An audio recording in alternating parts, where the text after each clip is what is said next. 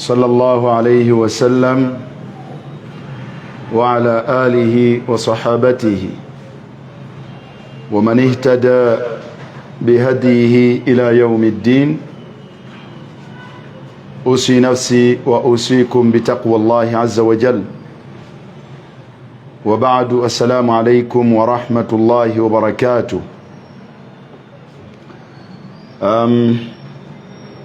abayizi mwenna buli omu gy'osinziira okubeera nga weetaba mu kiraasi eno,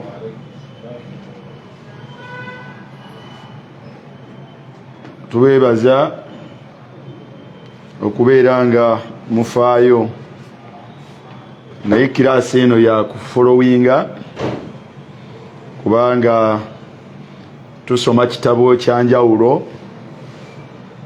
Nsaba mubeere n'obugumiikiriza. Manya nti bw'osubwa ekitundu eky'emabega oyinza okukosebwa. So buli yenna atambula naffe mu kiraasi eno ey'olunaku olwokusatu, nkusaba obeere nga weefaako, weefubako, olabe nga tutambula okujjako nga olina obuzibu naye butaba buzibu. Twegomba kubanga osanga bw'obuuka darusu emu oyinza obutagatta bye tuba tugenda kuzzaako.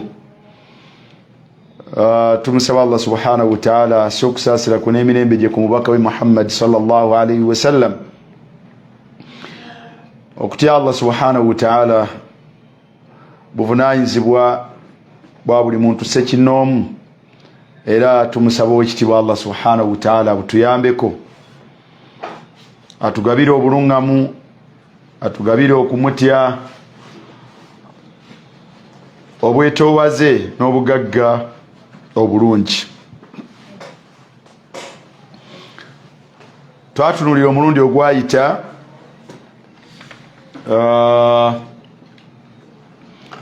omutwe oguyitibwa okuziyizibwa okufumiitiriza ku bwennyini bwa Allah ye yennyini. Obulamu bwe butandikirawa era bukomawa, bwajja butya, n'ebifaanagana bwe bityo. Twatunuulira obujulizi obwaleetebwa okuva mu Qur'an ne mu bigambo by'omubaka sallallahu alayhi wa sallam, ne tukomekkereza ng'olwaliro twagala kutunuulira abawalimu bajja ki mu bujulizi obwo, biki ebijjibwa mu bujulizi bwe twalaba obuli wansi w'omutwe ogwo. Allah bw'anaaba atusobozesezza bwe tunaabumaliriza ate tulabe ensonga endala biidhinillahi tabaraka wa ta'ala. Min fiqhi albab, omulyango guno gujjibwamu bino wammanga bitonotono. Ekisooka tujjamu hathullah subhanahu wa ta'ala fi kitaabihi ala tafakkuri wa tadabbur.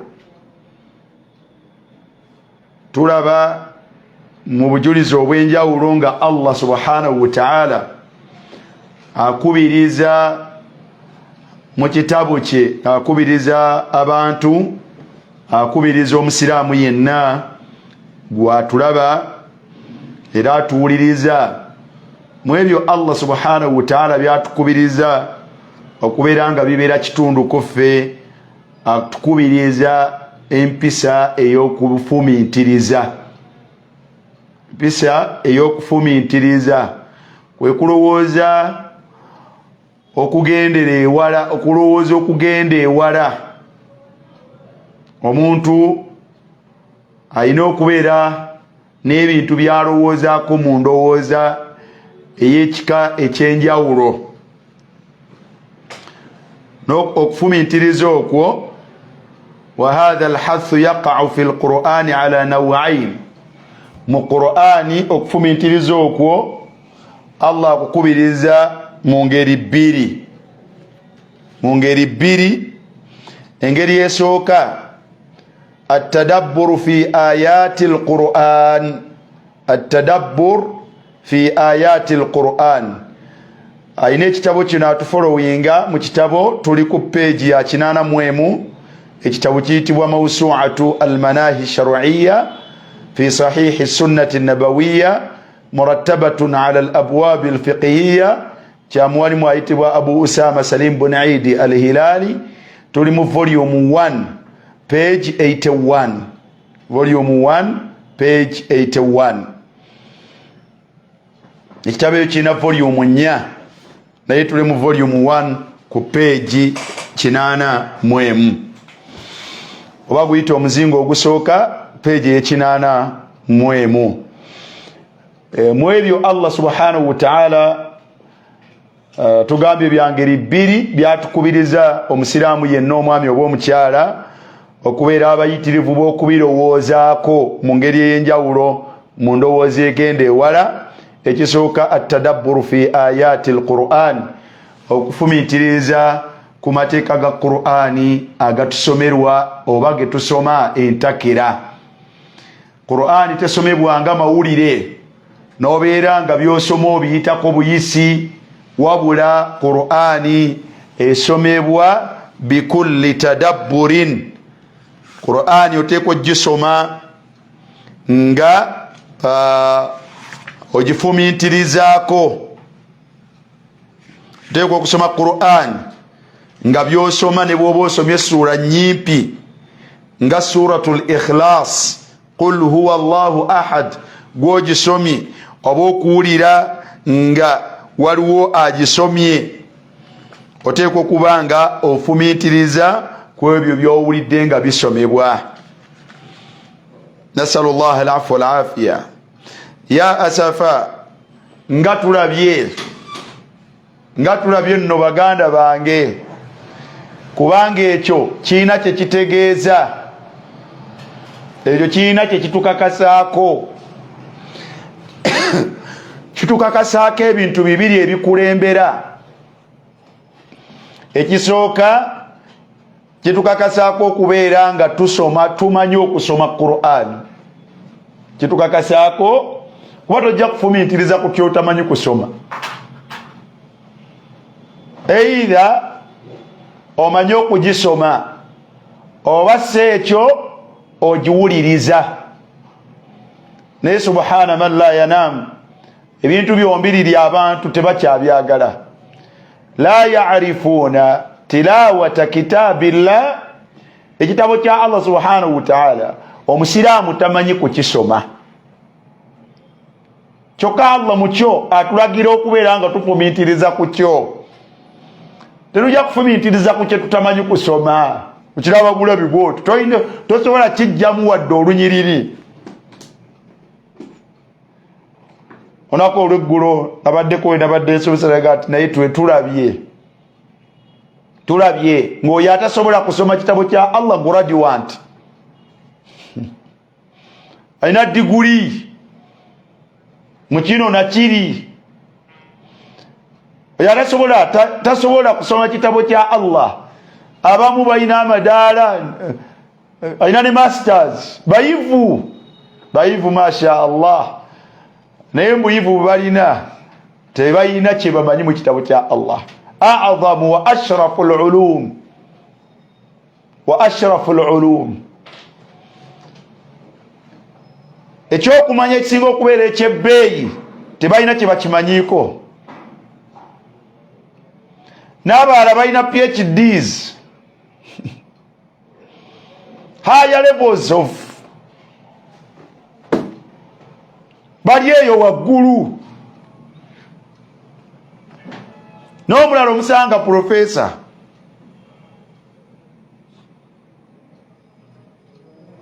Naye la ya'lamun min kitabillahi subhanahu wa ta'ala, mu kitabo kya Allah subhanahu wa ta'ala tebakisobola kukijja mu sentence ne bakisoma, ne basobola kusoma mu lunyiriri.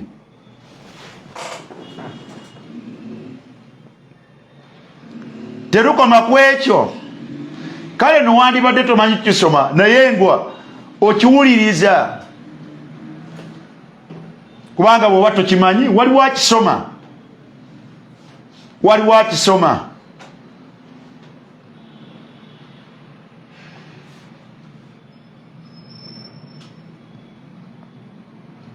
ku masimu go ku simu gy'okutte onyigamu bunyizirinya oteekamu Abdurrahman Sudais ne bakuleetera ng'asoma,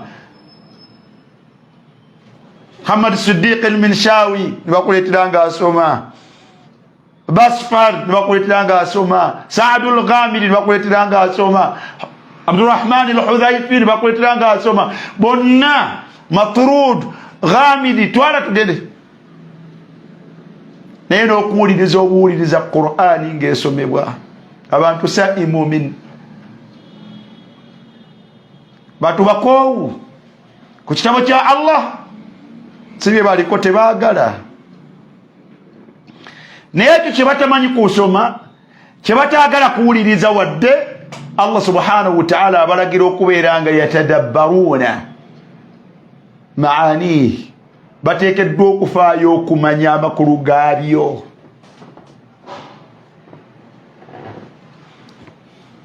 Kiregeze eddala eryokubiri lyakumanya alwuqufu ala maani alkitab. Buteekeddwa omuntu okufaayo okumanya amakulu g'ekitabo kino. Ab'ebulaaya abamu abalinamu ku ddiini n'abafaayo mugezezzaako okukwasa abaana Qur'an naye tekimala. Okwasa omwana Qur'an mutendera mulungi naye tekimala. Tebayinza gasibwa na Qur'an gye bakutte nga tebamanyi makulu g'ebyo bye basoma. Uid wa uqarrir wa sa'aud, nja kukiddamu nkiddiŋŋane. Omuntu okukwasa omwana Qur'an kirungi, step nnene naye tekimala. Ateekwa okusukkawo ateekwa okusukkawo Qur'an eno byasomye n'ayigirizibwa amakulu gaabyo. Naawe amanyi okusoma obusomi Qur'an tekimala. Manyi ogisoma okutteko vasi ayati z'okutteesa okutteko essula z'okutte oba ogikutte yonna tekimala ogikwata. Twala obuvunaanyizibwa omanye amakulu gaayo. Twala obuvunaanyizibwa omanye amakulu gaayo. Omuntu bw'amala okumanya amakulu ga Qur'an, amakulu ago g'otegedde, step 3 Allah kwayagala otwale obuvunaanyizibwa okugalowoozaako mu ndowooza ey'enjawulo, mu kulowooza okugenda ewala. Twala okulowooza okugenda ewala kye bayita tadabbur, osobole okubeera nga tanfa'u nafsaka bihi, osobole okubeera nga weegasa nayo. Kati mu ebyo Allah byatukubiriza mu Qur'ani, atadabburu fi ayati al-Qur'an. Allah atukubiriza abasiraamu okubeera nga tufumiitiriza mu nfumiitiriza ey'enjawulo ku aya z'omu kitabo kya Qur'ani, ku ayat verses eziri mu kitabu Qur'an. Ayatuhu al-masmu'a, ayatuhu al-masmu'a, obubonero obusomebwa ne buwulibwa naye nga bulambika Allah, yani bulambika Allah asinzibwa atya, bulambika ebikwatagana ku Allah subhanahu wa ta'ala, bulambika ebikwatagana ku Allah subhanahu wa ta'ala. Omumanye obwennyini bw'okumumanya, omugondere byakugamba, olekeyo byakuziyiza, osobola okubeera ng'oluŋŋamizibwa n'ekitabo ekyo Qur'an, kubanga ensonga yakyo lwaki yakissa Allah subhanahu wa ta'ala kubeera nga kiruŋŋamya abantu.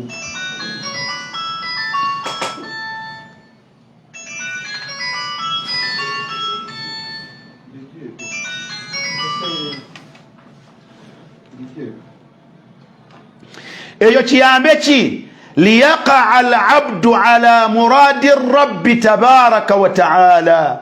Osobola okumanya Allah kiki yali agenderera mu tteeka kuba Qur'an Allah tiyalisti yagissa abatha tiyamala budde teryali bulwa bikolwa ti Allah yita nabi yakola ebigambo byayina ensonga madha arada bil ayat yali ayagala ki Allah muteeka lyosomye subhana man la yanam tuyimirira muswala tuyina muswala ba imamu ne batusomera Qur'an naye ne tuvaamu ng'omuntu nga bwe yagiyingiddemu nga bwagifulumyemu kubanga ebisomebwa talina kyamanyimu n'akamu.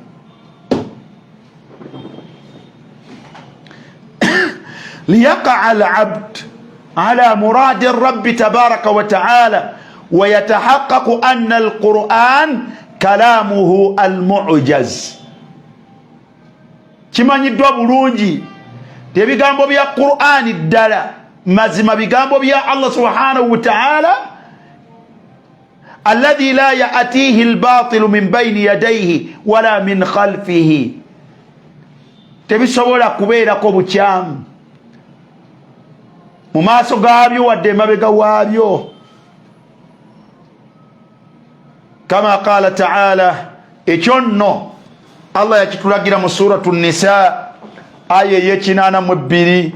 Allah yaga nti afala yatadabbaruna al-Qur'an, abaffe abantu tebafaayo, abasiraamu abaffe gwe omuddu ampuliriza naawe ayogera Umar tofaayo totwala budde kufumiitiriza ku bigambo bya Allah subhanahu wa ta'ala by'owulira ng'osoma ebikusomerwa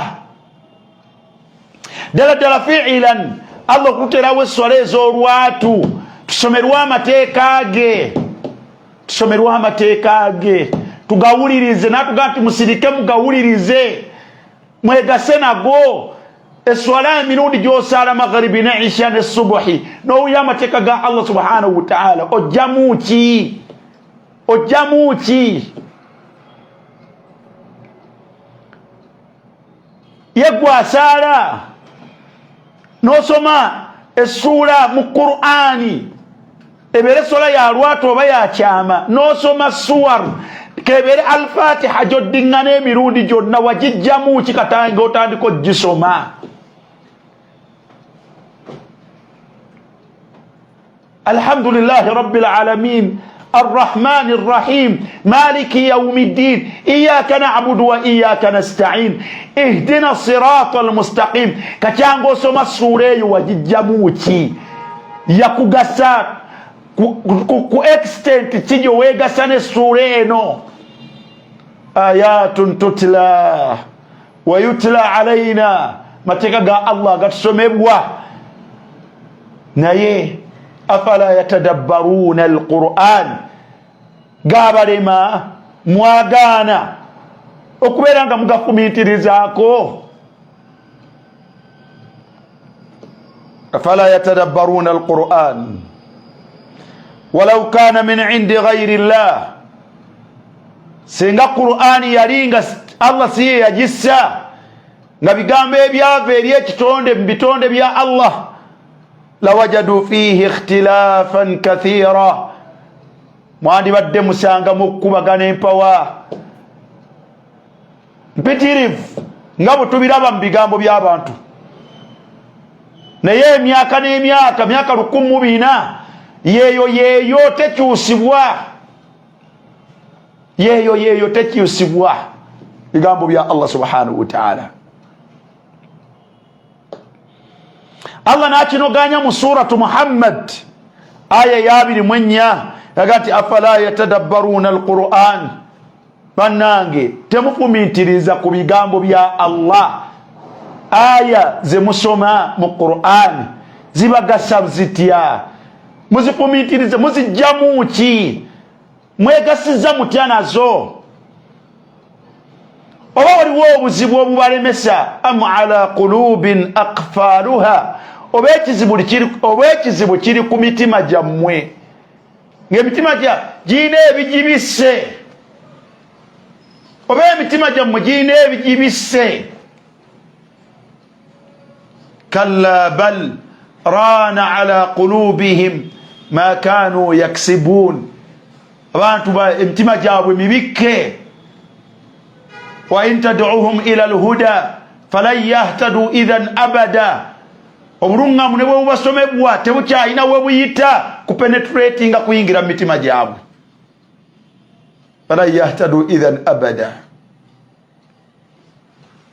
Kale nno baganda bange, omwalimu Sheikh Abdul Aziz ibn Baz waliwo ekitabo kiyita fi rawdati alquran alkarim, fi rawdati alquran alkarim ekya mufti ibn Baz. Ekitabo kino ku peegi eya 27 waliwo ekibuuzo kyabuuzibwa Abu Sa'id min ad-Dar al-Bayda في المغرب تقول أقامت هل هناك فرق أبف وليوين جاولو في الأجر بين قراءة القرآن من المصحف أو عن ظهر القلب؟ وليوين جاولو كسوما القرآن ينغو جسومي محفظ وبو كسوما القرآن ينغو جربكو. وإذا قرأت القرآن في المصحف ero omuntu bw'abanga asomye ng'alabako fahal takfi alqiraa bil'aynaini am la budda min tahriqi shafatain? Abaffe okuyisa obuyisa amaaso bwoti ku biwandiike kimala oba oteekeddwa okwatula n'olulimi lwo? Wa hal yakfi tahrika shafatain? Abaffe okunyeenya obunyeenya omumwa kimala am la budda min ikhraj as-sawt? am la budda min ikhraj as-sawt?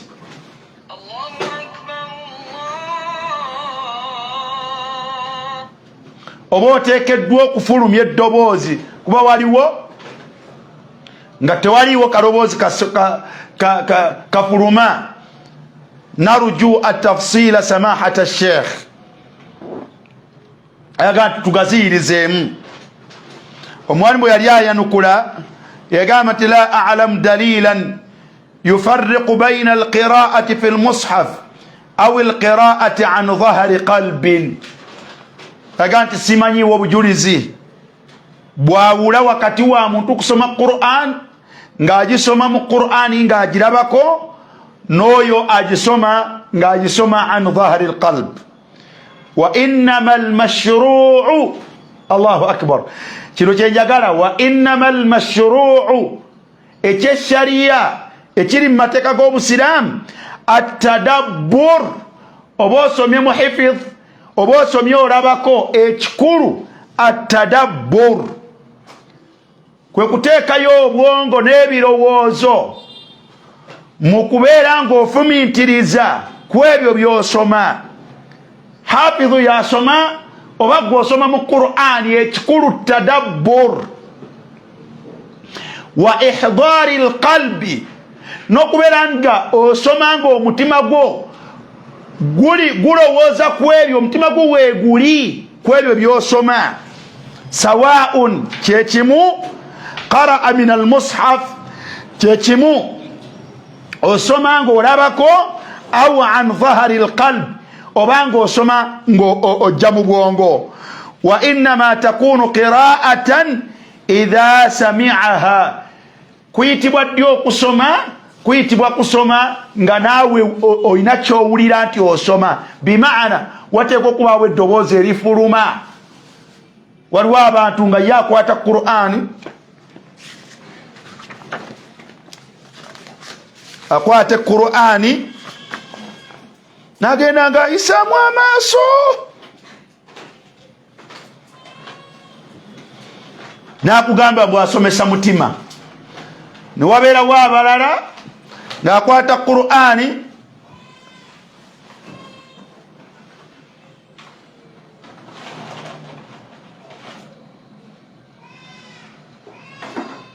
nga tewaliwo ddoboozi wabula anyeenya omumwa. Omwalimu akugambye la budda min as-sawti, la budda min as-sawti, beera n'eddoboozi ekisookerwako, kale at least nga gw'oliwulira, kye bayita okusoma Qur'ani. Ddoboozi kubaga gwe nyini owulira. Wala yakfi, tekimala nadharul aynaini, la yakfi nadharul aynaini, okuyisaamu amaaso tekimala muganda wange ne mwanyiraze. Wala istihdari alqiraa min ghairi talaffuzin, min ghairi talaffuzin, ono tajja kutuzaayo kubali abanyenye emimwa nga beekutte ne kamera, baluteze kamera bwe bataddeko amaloboozi g'abawalimu. Wa sunna, ekiri ku nkola y'omubaka sallallahu alaihi wasallama, lilqari'i, kwoyo asoma, an yatalaffadha, kwe kubeera nga ayatula alhamdulillahi rabbil alamin arrahmani arrahim, ukoyina eddoboozi lifuluma, wadde nga lifuluma nga liri ku ddoboozi lya wansi. Wasunna lilqari an yatalaffadha wa yatadabbar, wa yatadabbar, ekyatuleese mu kitabo kino ne kino, wa yatadabbar, okubeera nga ofumiitiriza ku byosoma. Kama qala azza wa jalla kitabun, kino nno kiriko obujulizi mu suratu Swad aya ya 29. Omwalimu ajulizaga nti Allah yaga nti kitabun, eyo Qur'ani kitabo, anzalnahu ilayka, nakikusaako Muhammad, mubarakun, ekitabo ekyo kya mukisa. Baganda bange, Qur'ani ya mukisa, Qur'ani ya mukisa. Okusoma Qur'ani kujjudde mubaraka, okusoma Qur'ani kujjudde mubaraka. Nas'alullah an yu'inana alayhi. Naye lwaki Allah akisizza n'obulungi bwakyo obukirimu? Liyadabbaru ayatihi, ekyama ekiri emabega w'amateeka agali mu Qur'ani, liyadabbaru ayatihi, agasoma agateekeko ebirowoozo, agafumiitirizeeko, gasobole okumugasa. Liyadabbaru ayatihi waliyatadhakkara, n'ekyokubiri beebuulirire nakyo, ulul albab, abalina amagezi, abalina amagezi. Liyatadhakkar wa yatadabbar, naye ulul albab, abalina amagezi agategeera. Kati fe abatabikola ebyo, ekyennyume ky'abalina amagezi kitegeeza ki? Abatafaayo, abatagalina. Gwe nange abatamanyi kusoma Qur'an, beesome bati bafaayo kumanya Allah agambye atya. Allah tatuteeka mu balina magezi. Ne bw'obanga weeyita kakensa, tolina magezi. Ebyo bigambo bya Allah. Soma suratu Swad aya ya 29. Kitabuni, eyo Qur'ani, Allah yagissa, anzalnahu ilayka, yagissa ku Muhammad sallallahu alaihi wasallam, mubarakun, ya mukisa, naye ekigendeerwa liyadabbaru ayatihi waliyatadhakkara ulul albab. Amateeka n'agafu suratul Fatiha gokka tegayingiranga mu bulamu bwaffe kubanga tetugafumiitirizaako. Suratul Fatiha yokka gye tusoma emirundi n'emirundi, Allahul musta'an, amakulu gaayo tegayingiranga mu basiraamu bakyasinza ebitali Allah subhanahu wa ta'ala nga basoma al-Fatiha mu swala, naye basanga basinza ebitali Allah. Okumanya Qur'an tetugifumiitirizanga ko tetugasanga bakyasaba okuyambibwa ebitali Allah subhanahu wa ta'ala, bakyasaba okuyambibwa ebitali Allah subhanahu wa ta'ala.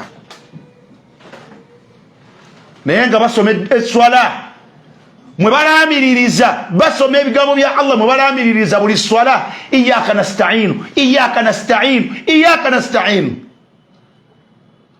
Nibo basanga n'obukaya bwabwe n'enkofiira zaabwe ng'obuyambi bakyabulowooleza mu bulira, nga bakyalowooleza mu lubaale, bambe baziba amakanzu na nkofiira, tebava mu swala. Allahul musta'an. وإذا كانت القراءة على ظهر قلبي أخشع لقلبه وأقرب إلى تدبر القرآن فهي أفضل. engeri ekutuusa mu kufumiitiriza ku bigambo bya Allah bwebeera kusoma mu hifidh nga kyemujja okusinziira okubeera afumiitiriza ku bigambo bya Allah nga lyekkubo mwosinza okuti bw'oba osoma ng'osoma alhamdulillahi rabbil alamin arrahmani rrahim maliki yaumiddin ng'okusoma ng'osoma hifdhan kyekikuwa omukisa ogufumiitiriza ku by'osoma eryo ekkubo ly'oba okozesa. وإن كانت القراءة من المصحف أخشع لقلبه نبو كيبانغو كسومانغو تنوراكو كيكسينغو كونغاني بيرووزو بيو نومتيما gwo ng'obirabako bw'oti namaaso nga mw'osinga okufumiitiriza ku byo soma mu mushaf tosoma mu ekikulu tadabbur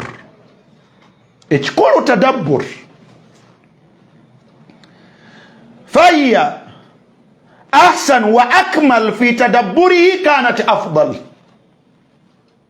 والله ولي التوفيق. نقول هيك بوزو كمفتي مرامبا الله مساسر عالم من العلماء الأجلة واتبا ينقل كل بغاند بانغي قرآن سماولي قرآن سكوامر ومروبوزي أبدا قرآن سكوامر ومروبوزي yo mudwali nedobozi masha Allah awomereza ofunyemu ki mu byasomye la shay tobitegedde ate olinayo kaseera kabuuza wayi ayene tetegezaamu ki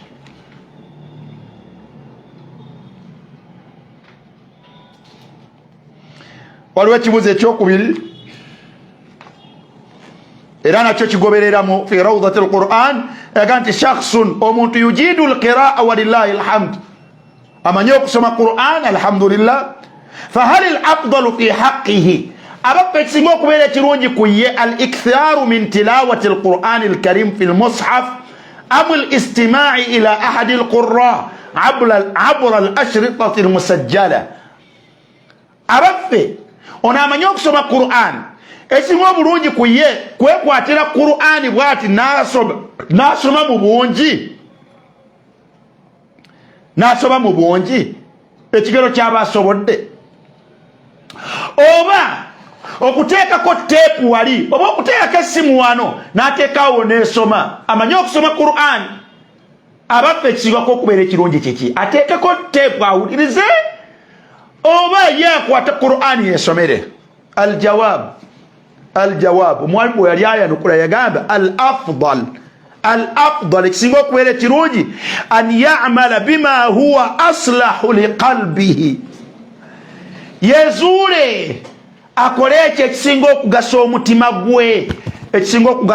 gwe wa akthara ta'athiran fihi kyasinga okubeera nga bw'abanga akikozesezza afuna okuganyulwa afuna okwegasa kungi bwe kibanga okusoma mu Qur'ani mwasinga okwegasa yeye nyini akwata asome bwe kibanga okuwulirizanga omuntu agisoma kyekisinga okubeera kyasinga okufunamu obudde okufumiitiriza ku bisomebwa ateekeko awulirize almuhimu kufumiitiriza nakwegasa n'ebyo by'osoma. لأن المقصود من القراءة الله أكبر لأن المقصود من القراءة كبانغا اتجندروا مقسم القرآن هو التدبر كوكفومينتريزا والفهم نوكتجيرا للمعنى والفهم للمعنى okumanya amakulu gabino bonomanya ogamanya والعمل بما يدل عليه كتاب الله عز وجل nokolera ebyo bikusindike kukukolera kwebyo ekitabo kya Allah subhanahu wa ta'ala byekikulambikidde eyo Qur'an sima uli Qur'ani ya kumanya egamba ki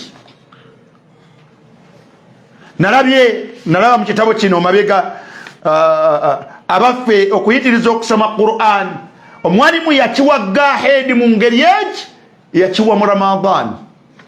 Yakiwa mu Ramadan. Agati mu Ramadan twagala okusoma ekitundu ekiwanvu. Agati mu Ramadan essira liteeka mu kusoma ekingi.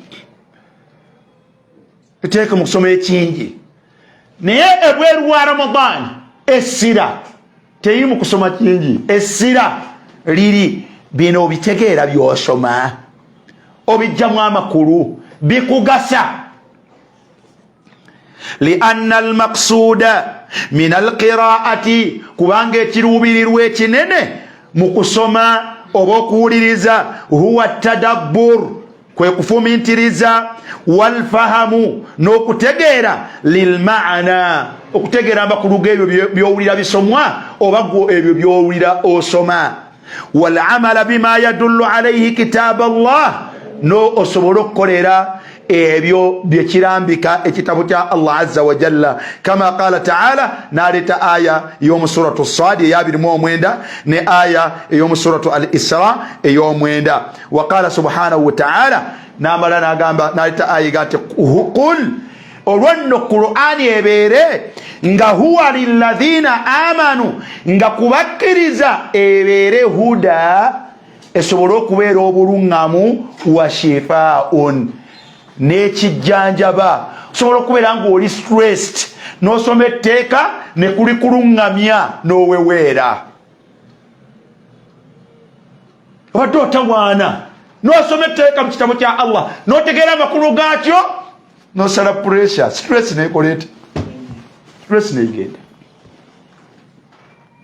naye wallahi Qur'an tetulungamya Qur'ani tejjanjaba mitima gyaffe Qur'ani subhanallah tetulamula Qur'ani Allahu almusta'an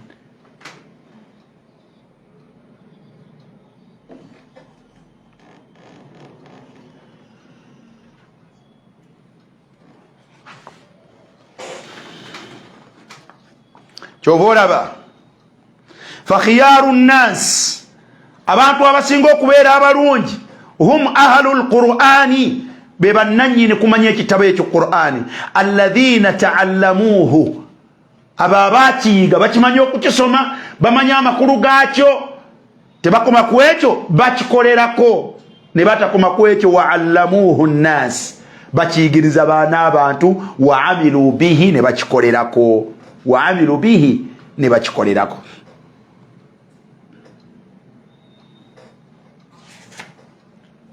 ombaka yatuuka okutulaga ti omuntu okkeera ku makya li an yagduwa ahadukum omuntu omu okkeeranga ku makya ila almasjid n'agenda eri omuzikiti fayataallama ayataini min kitabillah n'amanya aya 2 zokka mu kitabo kya Allah subhanahu wa ta'ala khayrun lahu kyekisinga okubeera ekirungi ku ye min naqataini azimataini okubeera nga alina waakedde ne bamuwaayo ente nusubula aya 2 omuntu yakedde ku makya n'agenda kuwageze n'asomawo aya 2 ne bamusomerawo aya 2 n'azimanya okuzisoma oba n'amanya amakulu gaazo kisinga omuntu alina we yakedde n'agenda ne bamusaddaakira nusubula aya ez'ente ziri nno 4,500,000 ne bakuwa nusubula aya 2 yagamba nti wa 3 n'ogenda osome aya 3 khayrun min 3 kisinga kuba saddakidde ente nene 3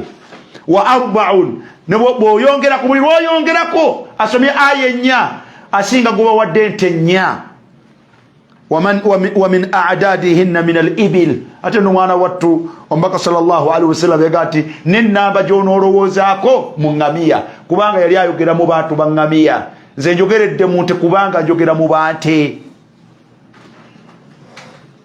وهذا يبين لنا فضل تعلم القرآن الكريم نيتو ebyo nabituyigiriza obulungi bw'okuyiga ekitabo bw'okusoma ekitabo kya Allah subhanahu wa ta'ala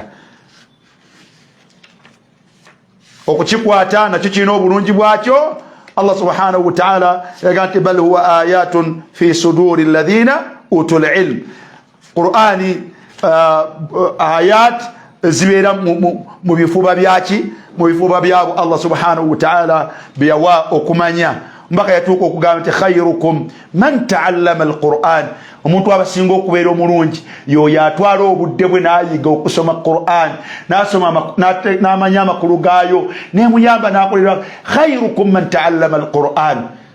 Omwana wo mufuule gukyakulema, kiwa omwana wo gukyakulema, naye n'omwana wo kimummye, n'omwana wo kimummye. Mwe bye mumanyi khairukum, mumanyi birala. Ani mutuufu kugwe n'omubaka wa Allah subhanahu wa ta'ala? Ani ayina endaba entuufu? Omubaka aga nti omwana w'omulungi oyo gw'oyikiriza ekitabo kya Allah subhanahu wa ta'ala. Tasosodde wa buwala na bulenzi, tasosodde wakati w'omwana omuwala n'omwana omulenzi, bonna beetaaga ekitabo kya Allah subhanahu wa ta'ala. Ashrafil ulum, ashrafil ulum.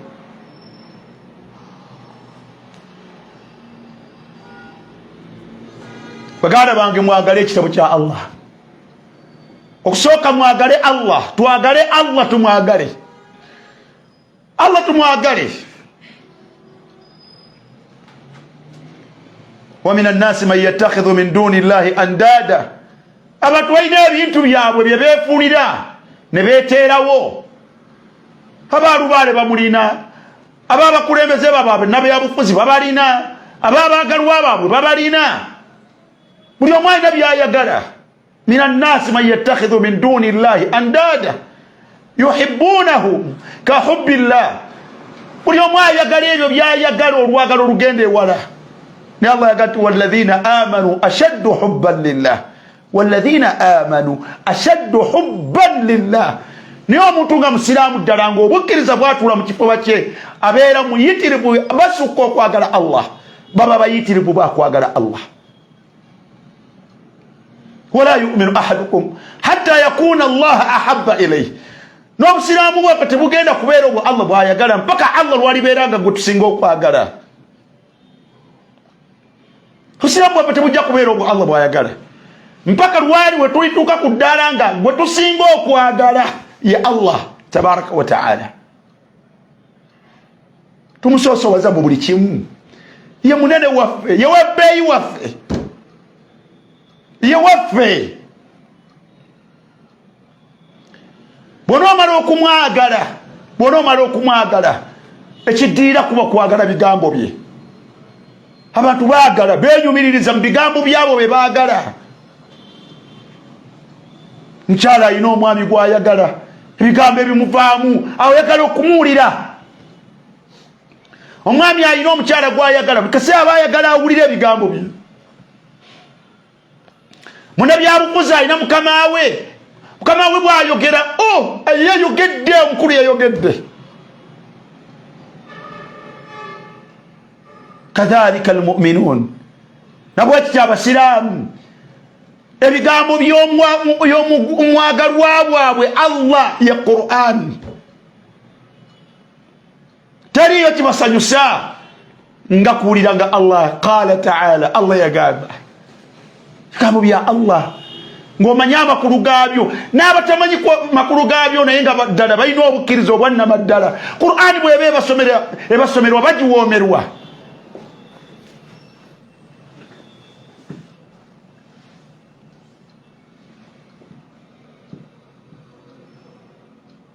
Ne subhanallah, ffe mukwano gwaffe ani oyo ng'ebigambo bye tetwagala bisoma, tetwagala biwulirizibwa nga bisomebwa, ebigambo bye tetufaayo na kumanya makulu gaabyo, tetubikolerako.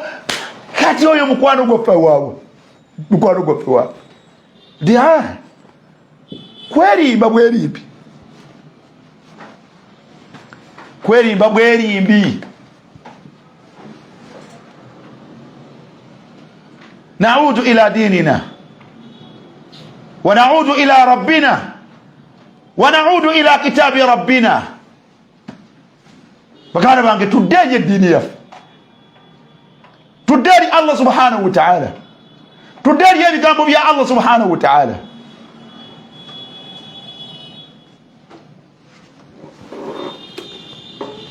وإلا فلا.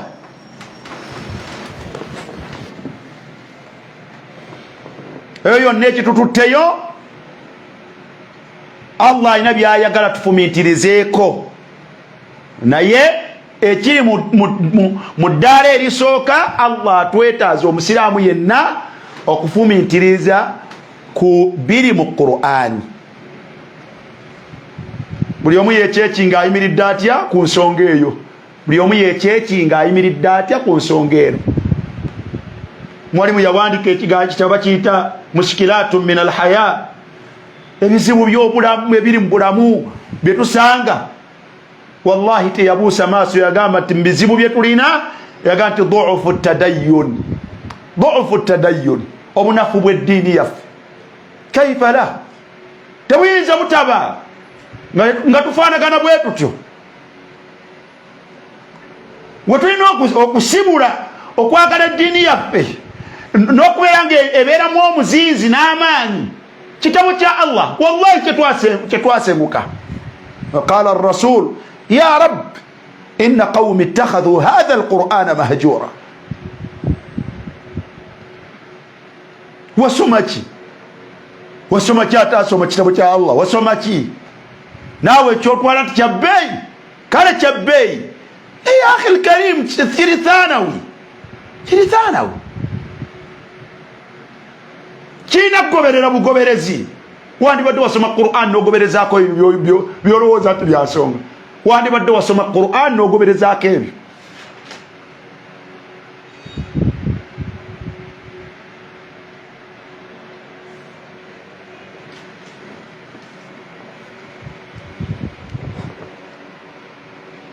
Ezo ayatuhu masmu'a wa maqru'a. Ekyokubiri kye tulina okutomera okufumintirizaako Allah kyatulagira tufumintirizeeko, yaga nti attafakkuru fi ala'i llahi wa mulkihi. Allah atuvunaana. Omusiraamu ateeka okuba nga awaayo obudde n'akozesa obwongo bwe n'alowooza at length, ng'alowooza ku bitonde bya Allah, n'alowooza ku bufuzi bwa Allah, n'alowooza ku busobozi bwa Allah. Ayatihi almashhuda, obubonero obulaga Allah ne bumulambika nti waali era yavunaanyizibwa ku buli kimu. Obulabwako n'amaaso, obulabwako n'amaaso, mashhuda liyaqa al-abd, omuddu asobole okutuuka bw'anaafumintiriza ku ebyo ebirabwa n'amaaso bijja kumutuusa okumanya ila azamati al-khaliq. Bw'onoolaba ebinene ebikwewunyisa bunene bwabyo, kijja kukuleetera okwebuuza nti ate olwo ye eyabitonda yafaanana ati?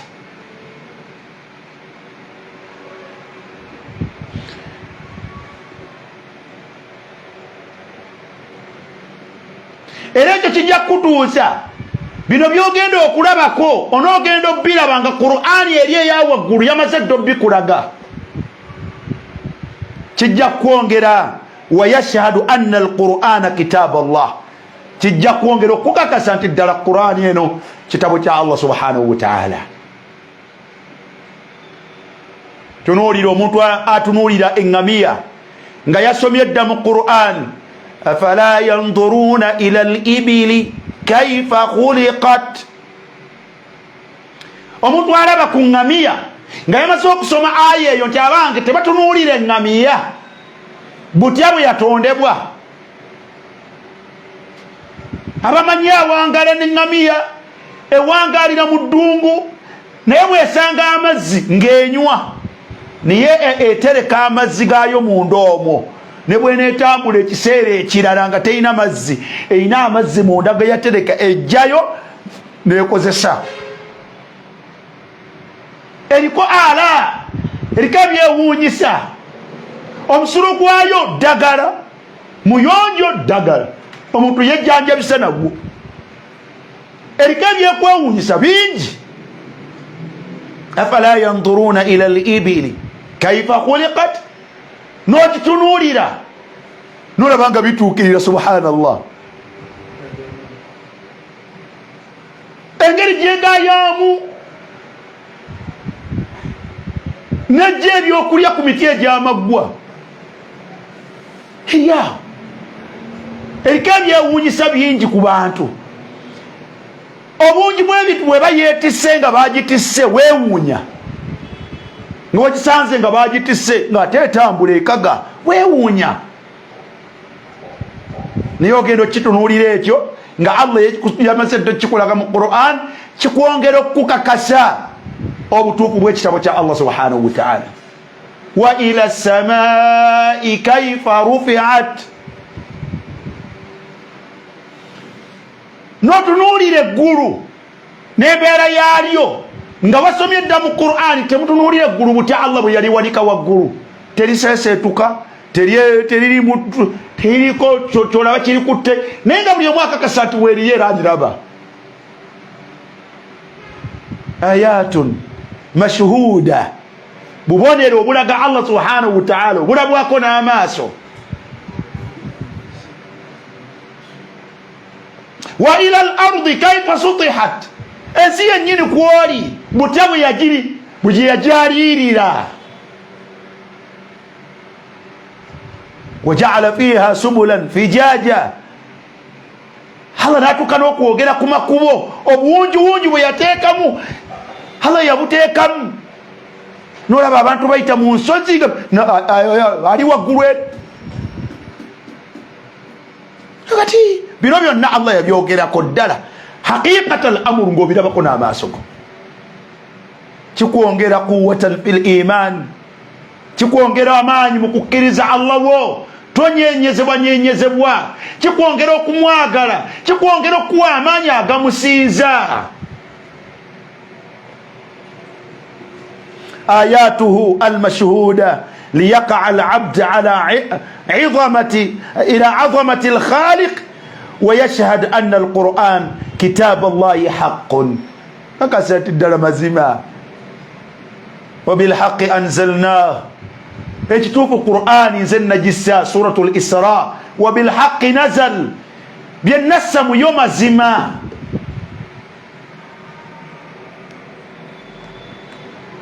Subhanallah, falyanzuri al-insan ila ta'amihi, omuntu atunuulirenga emmere ye. Anna sababna al-ma'a sabba, nsumulula eggulu n'entonyesa amazzi, n'entonyesa enkuba olutonyesa. Thumma shaqaqna al-arda shaqqa, nemmala n'enjasa ettaka olwasa. Fa ambatna fiha habba, nemmeza mu njatika ezo zenjasa ku ttaka, nemmeza emitunsi gyebyo ebijanjaalo, kasooli ge mwasiga wansi. Wa hadaiqa ghulba wa fakihatan wa abba, emiyembe ne gimera, apples ne zimera, matunda ne gamera. Nakomekerezanga mataan lakum wal an'amikum, musobole okulya mmwe n'ebisolo byammwe bye muwulunda awaka. Wallahi alladhi la ilaha ghayru, n'obisoma ng'omaze obisoma mu Qur'an, enkya n'olaba n'ogendako mu nnimiro ng'olaba abantu basize, bye basize ne babiziika. Enkya n'olaba ng'enkuba etonye, wallahi fi'ilan nga kituukiridde enkuba etonye. Era oweyita akaseera nnaku 2-3 ogenda okulaba ddala obutuusi buno nga nawe bw'okanyeenya bwoti tekalina maanyi gasattaka, naye nga kalina we kaayise omutuusi gw'akasooli ne guvaayo. Era ne bukemekereza nga bikuze nga Allah ataddeko kasooli mataan lakum wal an'amikum. Era Allah n'amukulagako nga omufunako ekyokulya, n'omala n'otema ebisoolisoli wal an'amikum, n'otwalira n'ente ne zirya, n'otwalira n'ente ne zirya. Mataan lakum wal an'amikum. Allah kyatulagira qul inzuru madha fi samawati wal ard, suratu Yunus aya ya 10. Allah gati olubeerera mutunuulirenga biki ebiri mu ggulu omusanvu, eyo temuliyo, naye wal ard, n'ebiri mu nsi, ebyo bibeetoolodde bye mulaba mu nsi mubitunuulire. Ennaku zino waliwo ebitambula ku social media okwo, balaga marajal bahraini yaltaqiyan بينهما برزخ لا يبغيان فبأي آلاء ربكما تكذبان. Allah yasisinkanye ennyanja bbiri zombi zirimu amazzi n'agawula empooma n'ekkala. Hadha adhbun furatun ate wa hadha milhun ujaj. Gano gawomerera ng'agaleka Victoria ate gali ga munnyo ng'agasi. Yaltaqiyan gasisinkana ne bainahuma barzakhun la yabghiyan. Wallahi wakati wave kiriwo Allah yakimanyi yekka tegayingiragana kyokanga mazzi mangi.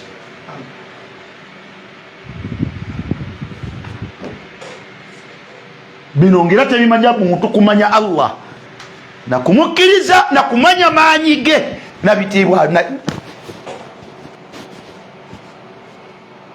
oyo yalemererwa okumalira obwetaavu bwo oyo akola ekyo nga tewaliwo tataddewo olubaawo tataddewo jjinja mazzi gasinkana n'amazzi gaganne waago naye yagamba nti tewaliwo gano tegadde eno ne gano tegadde eno. tafakkurun fi alai llah fabiayi alai.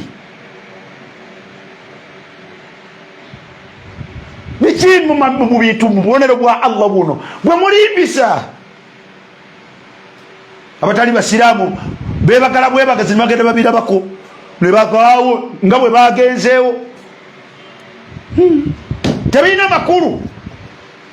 n'omusiraamu naye abiraba bwatyo tebyongera ku bukkiriza bwe tebirina kye bimukyusaako.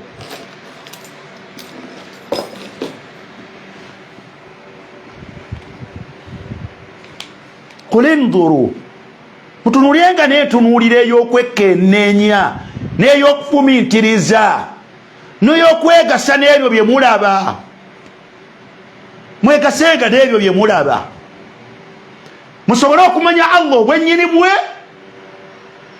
n'obusobozi bwe n'amaanyi ge, musobole okumusinza.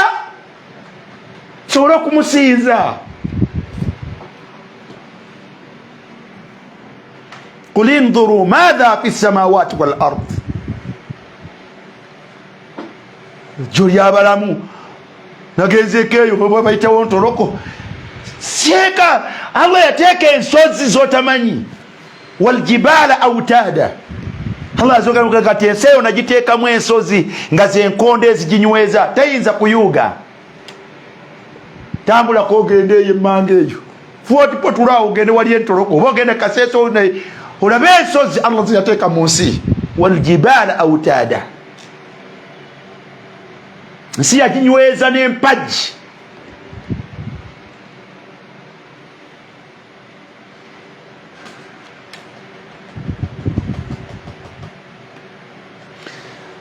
mu suratu Fussilat aya ya 5 Allah yaga nti sanurihim ayatina. abaddu nja kubalaga obubonero obukakasa nti gyendi. fil afaqi mu bwengula Allah yaga nti wa fi anfusihim ne kuggwe wennyini. wa fi anfusihim musawo w'amaaso nga yatandise kubikkulira liiso otegeera nti taliyo liteekwa okubaako eyaliteekateeka. maaso abantu bagajjako leeyaazi vambiri bye twasomanga ne bakusomesa eriiso waliwo kino naye muganda wange hasibuna Allahu wa ni'mal wakiil. musawo w'amaaso naye eriiso liriko ebyewuunyisa. wafi anfusihim kugwe wennyini va mu byamaaso. olwala luno olukula mu kaseera nga bw'osala eno we lusibuka wano bw'osalawo teruliiwo. bw'osala wano teruliiwo nerumera kuvaaki wano ngeno bwe tusala wano teruliiwo. subhanallah.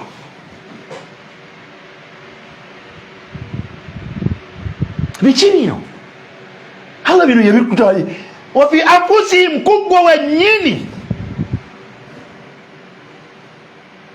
Senga omuntu yetunuulira weewunya olulimi luno lwekozesa okwogera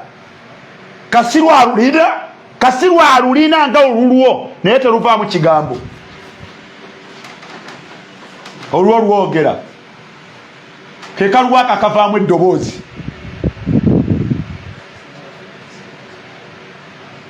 naanakuba ku ekyo nakuwa olulimi ngaakulinaanye tasikubwa towuliramu totegeera byayogera nga naawe bw'oyogera tayogera naawe tamanyi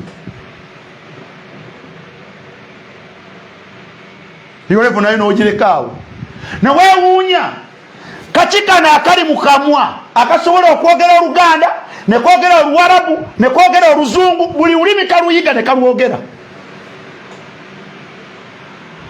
Nina mukwano gwange eyo alina akakyala kana Uganda kabaddeko na muno mu Uganda naye kabeere kagende China kwogera Oluchina noweewuunya naku zino katuleninga ku media okwo.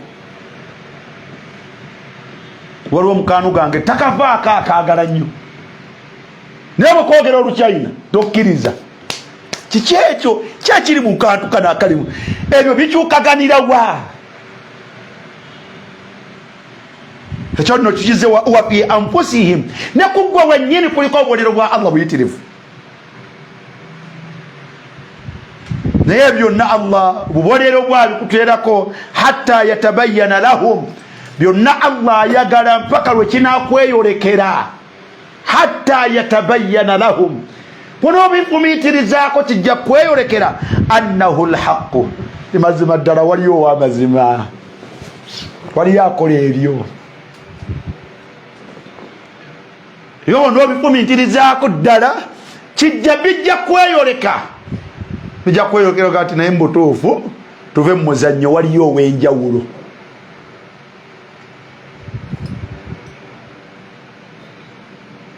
awalam yakfi bi rabbik tekikumalira ku mulezi wo Allah subhanahu wa ta'ala kwebyo byonna byola byakola annahu ala kulli shay'in shahid buli kyonna kimanyi buli kyonna kiraba buli kyonna kikolebwa lwakusalawo kwe. awalam yakfi bi rabbik annahu ala kulli shay'in shahid tafakkurun fi ala'i llah tetuwangaala nga batali basiraamu tebintu tubiraba bulabi bwe tutyo tetulina kye tubijjamu tebirina kye bitugasa la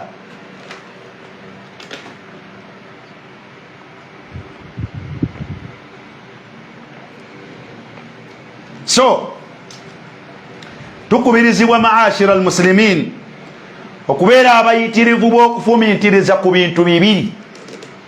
Ekisooka okufumiitiriza ku Qur'ani amateeka ga Allah subhanahu wa ta'ala agasomebwa era agawulibwa n'okwegasa nago. Ekyokubiri tukubirizibwa okwegasa n'okufumiitiriza n'okulowooza ennyo kwebyo Allah subhanahu wa ta'ala byeyateeka mu nsi okuviira ddala kuffe ffennyini tuliko obubonero bwa Allah buyitirivu.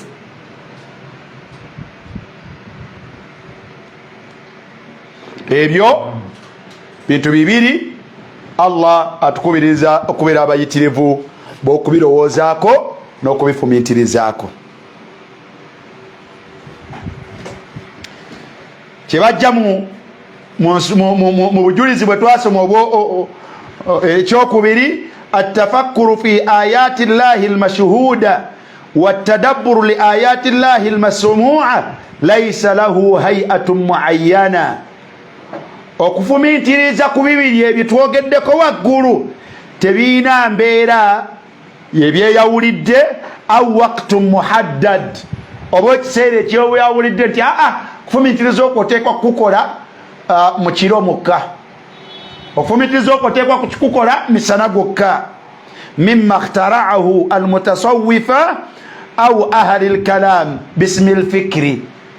Abantu abasuufi abo balina bagamba nti kati kaseera kakufumiitiriza musirike tufumiitirize. Nagendako eyo mu India obubuze naudhu billah ati nafuna ko olungubanguba balina engeri gye bakujjanjaba n'ebirowoozo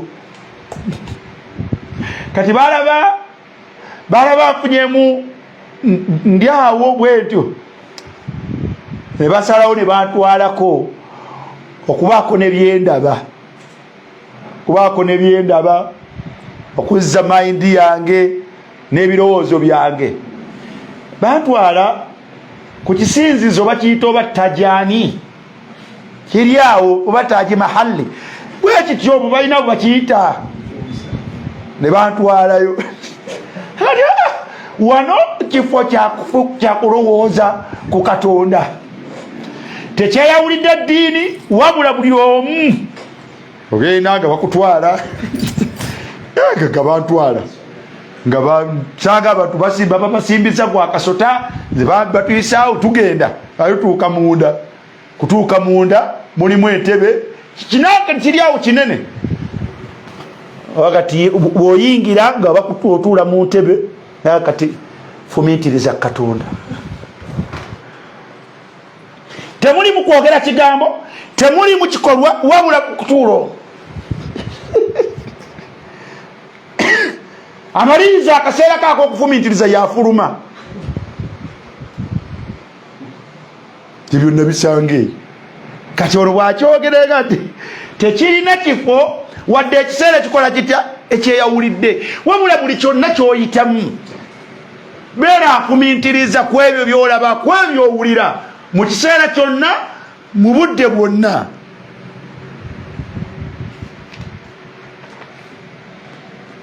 kyova olaba nti Allah subhanahu wa ta'ala okufumiitiriza okwo n'okulowooza Allah yalaga mu suratu Ali Imran embeera zonna yaga nti alladhina yadhkuruna Allaha qiyaman oba bayimiridde oba batambula wa qu'udan oba atudde enako watudde n'asoma etteeka lya Allah oba n'abaako ne kyalaba wa qu'udan wa ala junubihim oba alina wagalamidde kaawo wa qu'udan wa ala junubihim ويتفكرون التفكر ويتفكرون مبيرة زونا نوباسانغا nga bafumiitiriza fi khalqi samawati wal ard nga bafumiitiriza ku ngeri Allah gye yatondamu engeri ez'enjawulo mu nsi wane waffe Uganda ensozi tuziraba ziriko emiddo zimerako n'emiti twala tugende n'aba bokkirira ly'ekabaale n'okulimako abantu balimako bw'ogenda mu Buwarabu nawangalirako nerapitayo ye Saudi Arabia ensozi njereere njazi tekuliko muddo njereere nasalullah alafu wal afiya tutunuulira bino lwino olusanga nga lwereere lukalu naye nga ate wakati awo olukumutukamu amazzi tokkiriza nakukkiriza وإن من الحجارة لما يتفجر منه الأنهار من الأنهار من الحجارة ولما ما ينجل قفل كمامز الله يقول من القرآن ويتفكرون في خلق السماوات والأرض بيون توبي تنول كبيساكو ماسو باكو مكرز ربنا ما خلقت هذا باطلا ربنا bakumitiriza bamaliriza bakakasiza nti waliwo yakola kino waliyo yakikola kino Allah gyali mutozi gyali era ono yakola bino yalina haq yagwana okusinzibwa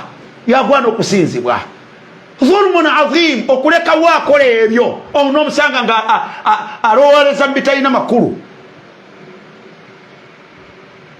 notalowooza yatonda mwana eyatuuse okuva mu lubuto ng'avuddemu bw'atyo eyagendamu nga mazzi ofulumiza kitonde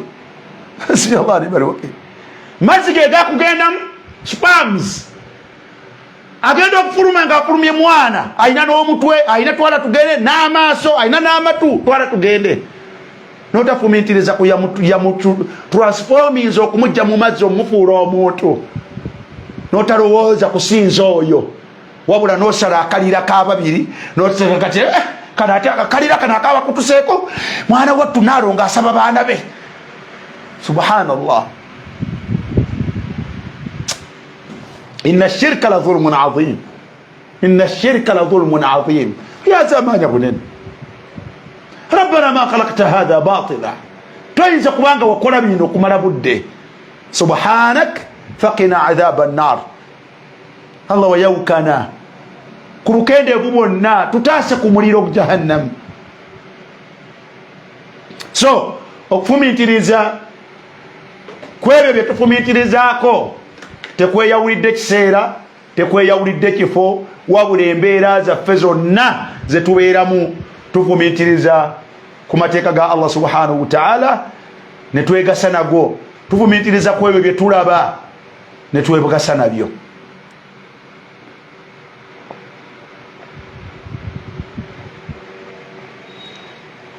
Namba 3 mukye tujja mu musomo guno, Zaatullah, tulabye ebigambo bya Allah ebisomebwa era ebiwulibwa, tulabye ebitonde bya Allah subhanahu wa ta'ala ebyenjawulo biri mu nsi ne mu ggulu, tulabanga Allah tulagira obifumintirizaako.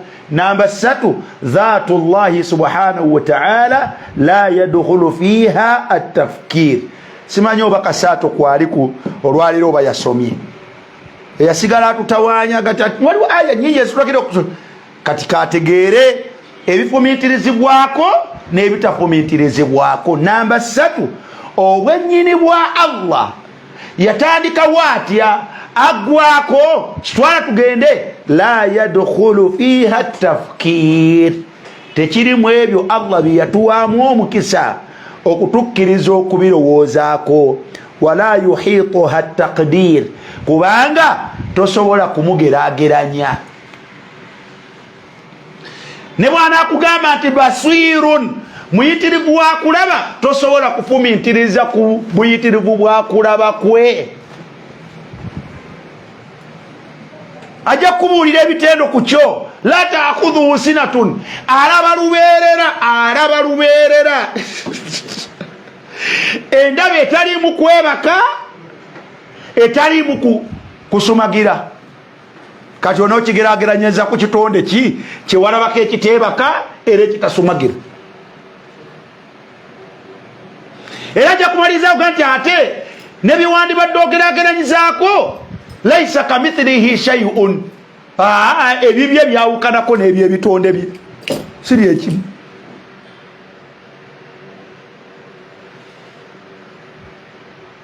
Kyobulanga bututegera ekintu kwa Allah subhanahu wa ta'ala tukirekanga bwakitugambye, wanusaddiquhu, ne tukikakasa nti nga bwakyogera bwe kiri, naye embeera yakyo alkaifu majhul. Alkaifu majhul, obwennyini bwakyo bwe bubeera tewali wabumanyi, tewali wabumanyi.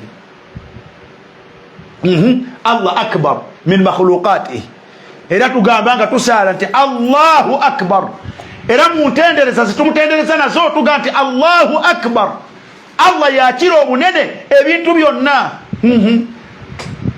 Kakati bunene bwaki bwe tuba tumugeraageranyiza?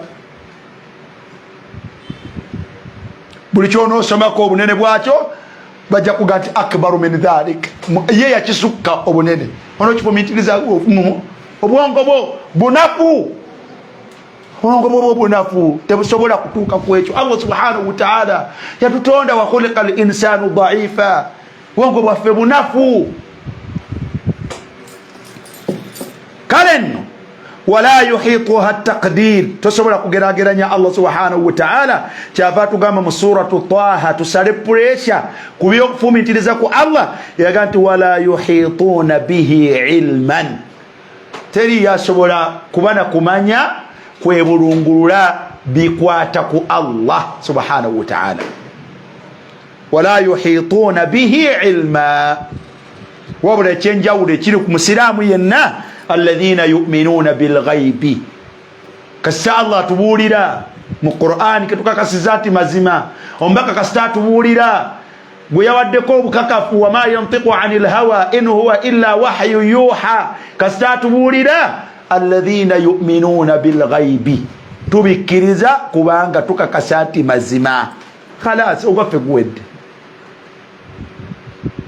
tetulina kyetubuusabuusaamu tubikkiriza 100 ku kinne waakyo byonna Allah amawulire agatujjirwa nga gakwata ku Allah nga Allah yenyini yagatubuulidde oba amawulire agatujjira nga gakwata ku Allah ng'omubaka we sallallahu alaihi wasallama yagatubuulidde tugakkirizanga bugatujjidde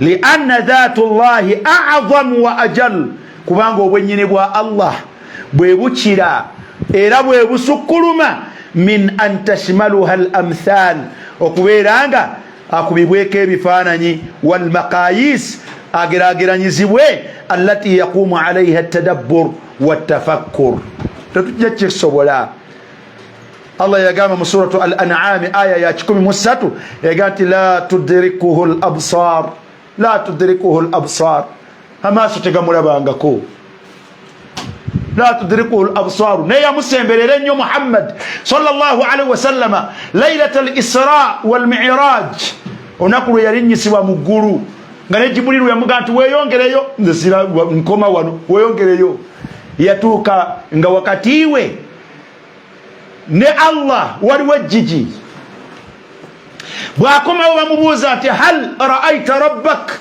walabye Allah nabaga nti nurun anna arah kitangaala ekiri wali lyejjiji eriri wakati wa Allah n'ebitonde bye kitangaala tosobola kumulaba nesobola kumulaba kati la tudrikuhu al-absar amaaso ag'omuntu tegasobola kulaba Allah waliwo yali nabiyullah Musa au Ibrahim Musa yasaba Allah namuga nti rabbi arini ng'ayitiridde okwogeraganya naye amuwulira amwogera innani ana Allah olumuli evaamu namuga nti rabbi kama wange arini anzur ilaika kiriza nkulabeko ddoboozi ndiwulira siribuusabuusa byonna by'oŋŋamba mbitegeera naye omutima guwanka wanka okukulabako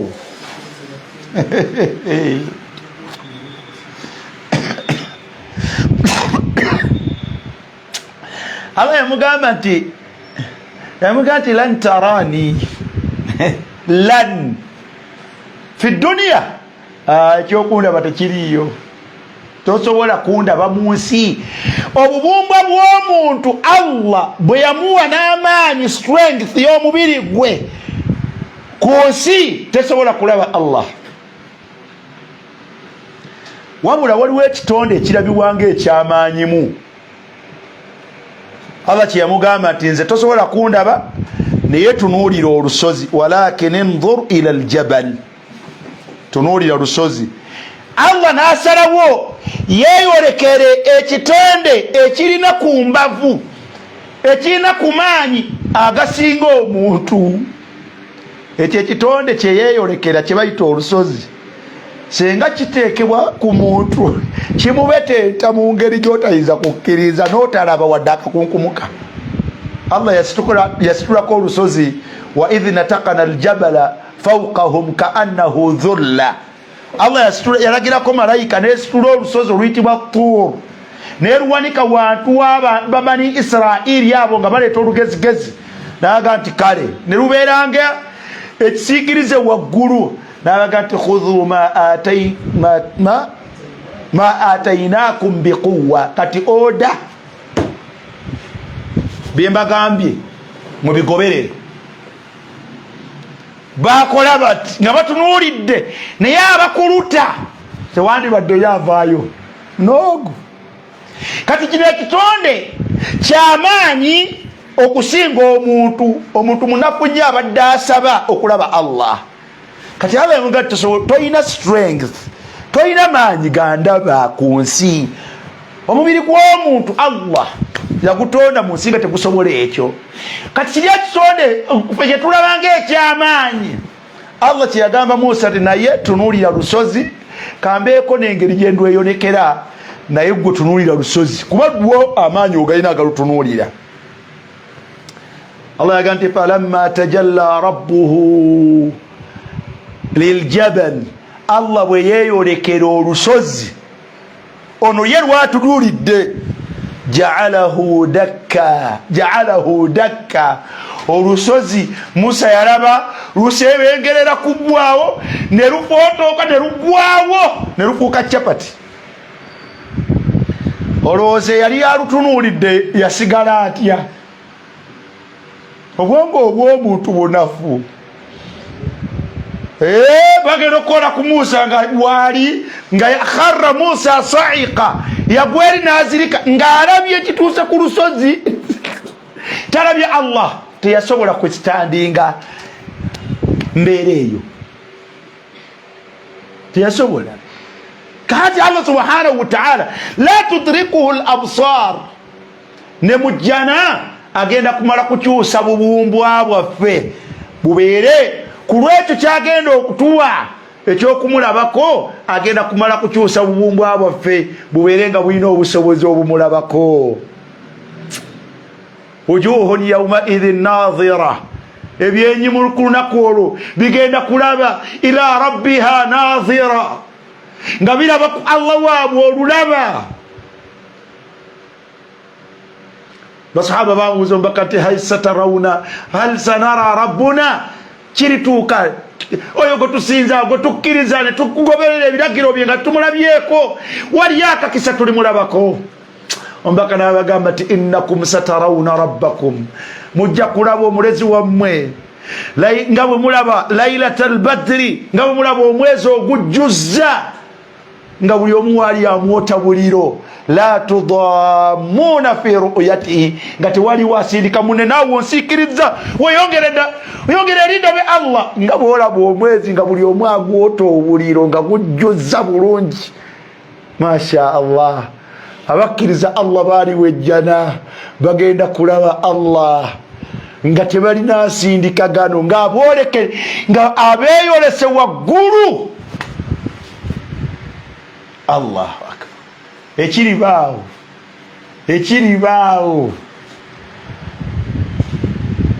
Allahumma rzuqna an-nazara ila wajhika al-karim saba Allah tuteeke mu abo abalifuna omukisa ogulaba ku Allah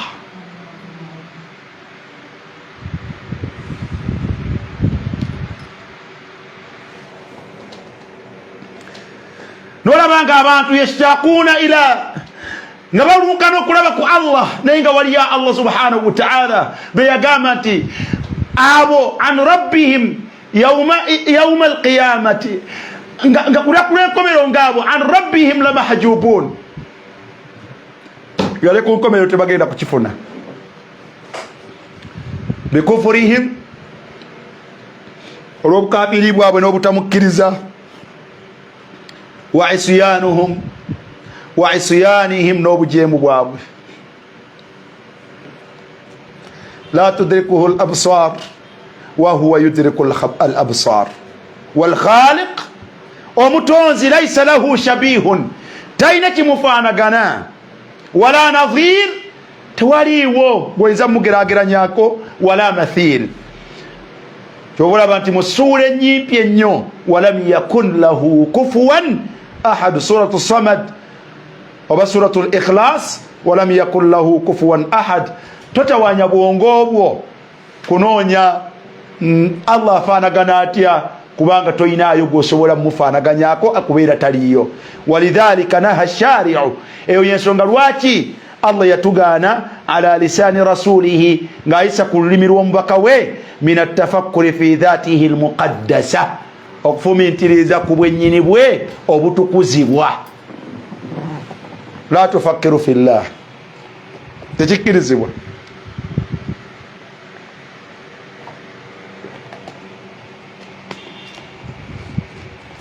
namba 4 lwaki kigaanibwa atafakkuru fi dhati llah namba 4 okufumiitiriza ku bwennyini bwa Allah yaquudu ila shakki fi amri llah kiyinza okutuusa okubuusabuusa mu Allah yennyini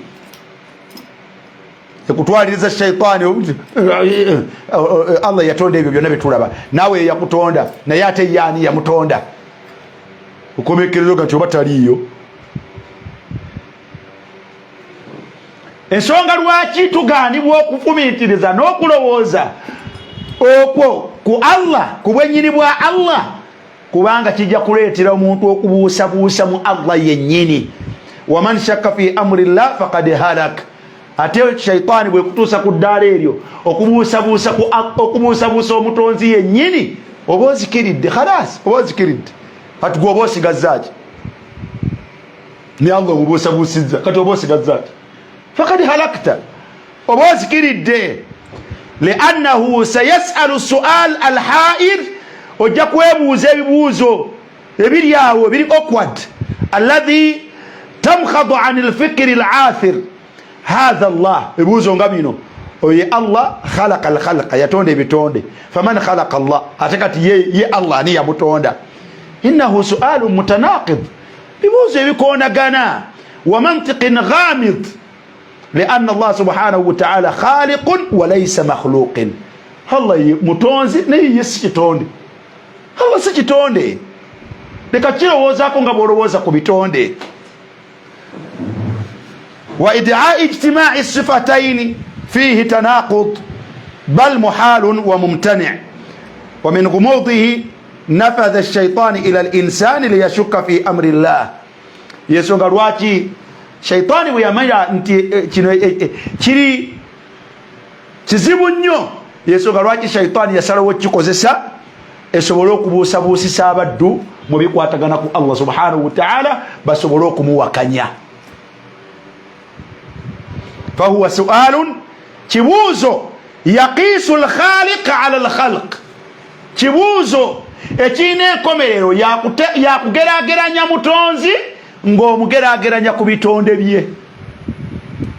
ogerageranya ng'ebitonde bwe birina eyabitonda, n'omutonzi oyagala abeereko eyamukola atya? n'omutonzi oyagala abeereko eyamutonda. falkhaliq lahum khaliqun la shakka fi dhalik lakinahu lam yatawaqqaf bal سحب ذلك على الخالق فوقع في التمثيل على أم رأسه عياذا بالله. obulwadde buno singa omuntu aba butuuseemu oba okufuna okulowooza ku bwennyini bwa Allah ye ataani yamutonda, ebirowoozo ebyo ne bitandika okujja mu bwongo bwe, omuntu abijjanjaba atya? namba 5, al-ilaaju li hadhihi al-waswasati al-iblisiyya. al-ilaaju, okuvumula eddagala erivumula omuntu alina obulwadde bwono obumuleetebwa nga bumuleetera ye Iblis, wal afkaari shaitaniya, n'ebirowoozo ebya sitaani ebiri satanic. huwa ittibaa'u tariqati alqur'ani, tariqatu alqur'aniya, goberera ngeri qur'ani gyekuwa ne sunna z'omubaka sallallahu alaihi wasallam allati bayyanaha rasulullahi sallallahu alaihi wasallam. kola bino wammanga. ekisooka qiraatu suratu al-ikhlas. bwe wafunamu ebirowoozo okutandika okulowooza Allah ni yamutonda, twala tugende y'obunene bwetu, n'otandika omukuba obufaananyi, shaitaani ebyekufungamyeko, eddagala omubaka lyasooka otuwa kusoma suratul ikhlas. gamba a'udhu billahi minash shaitani rrajim bismillahir rahmanir rahim qul huwa Allahu ahad. ekyo nno kyabbeeyo gisoma ng'omanya amakulu gaayo, kuba amakulu gaayo ge gagoba kiri. amakulu gaayo ge gagoba okutawaanyizibwa shaitaani kwezimba mu birowoozo. gamba nti Allah ali mu bwomu bwe, Allahu samad, Allah ye yeesigamirwako ebitonde byonna, naye Allah oyo lam yalide, tebukera ku makya n'olowooza nti yazaalibwa buzaalibwa ng'abagenda okujaganya azaalibwa. walam yulad, ate teyazaalibwa buzaalibwa, tazaala era teyazaalibwa, tazaala era teyazaalibwa buzaalibwa. leka mufaanaganya na bitonde. walam yakun lahu kufuwan ahad, otegeera nti Allah bw'ati bwafaanagana. n'osoma suratul ikhlas eno n'ogirowoozaako n'ogifumiitirizaako, ejja kukugobako bino shaitaani byereeta byezimba mu ndowoozayo. ekyokubiri, attafulu an shimaali thalatha. tokoma kusoma suratu al-ikhlas wabula fujjo obulusu namba 2 fujjo obulusu ku konowo emirundi 3 ekyo bayita taflu okufujja obulusu ku saidi ye ya kono emirundi 3 obujulizi obwo bwonna twabulaba nga tusoma obujulizi. Namba 3 al-isti'adhatu min ash-shaytani ar-rajim gamba nti a'udhu billahi min ash-shaytani ar-rajim netangira ne Allah nga musaba antangireko antaseeko ansembereze wala shaitan kuba yereeta ebirowoozo ebyo nejjanga ebizimba mu ndowooza y'omuntu. Namba 4 alqawlu okunyweza ng'oyogera n'ekigambo n'olulimi lwo ogikakaseeko bwebanga ekyakuzimbyeko akanyaga ewulire ng'ogamba nti amantu billahi wa rusulihi nze nakkiriza Allah ate nakkiriza n'ababaka be. Bimaana amawulire ge nafuna okuva mu Qur'an ku Allah ngakkiriza bukolokolo n'amawulire genfuna agakwatagana ku Allah nga gayita ku babaka be era genzikiriza. Amantu billahi wa rusulihi tombuzaabuza obanga agigambye nti mukulu tombuzaabuza nze nzikiriza Allah n'ababaka be n'obubaka bwabwe. Eyo namba 4. Namba 5 قطع الوسوسة والانتهاء عن الشك بفيك بيولووزا بفيك بيولووزا بيوkumitiriza ku Allah biveko let it go biveko do away with it biveko turn your mind funa byolowooza ko ebirala ekyo kiveko. Eyo nno ebintu ebyo 5 ya ilaj kwe kutujjanjaba nakwo embeera eyo eya shaitaniya etuleetera okufumiitiriza n'okulowooza ku Allah subhanahu wa ta'ala.